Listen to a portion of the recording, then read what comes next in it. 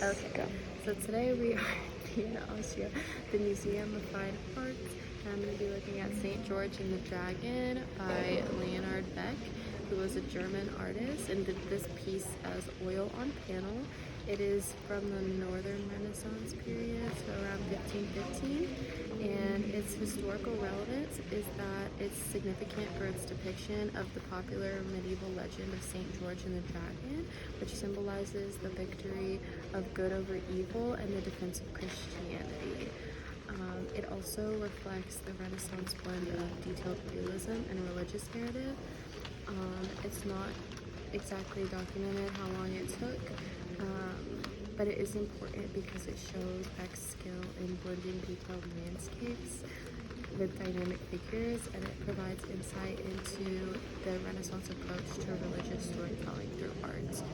And then some defining characteristics of the work is its detailed and realistic portrayal of the figures in the piece, and then it has a super dramatic composition featuring him on horseback slaying these dragon creatures.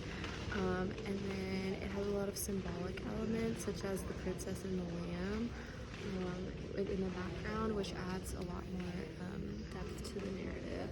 And then the historical contributions of Leonard Beck is that he was known for his detailed woodcuts and panel paintings, and he contributed to the development of Renaissance art through his pieces. And then from my personal observation, I think it's really interesting. I always think it's cool when artists focus in on like mythology and like creatures like dragons, just because all of them do it a little bit differently. So like the dragons in this one kind of just look like Komodo dragons, which are like very real beasts. So it's interesting to think about like if that was like based on creatures they were seeing, or if it was like something that like they completely made up.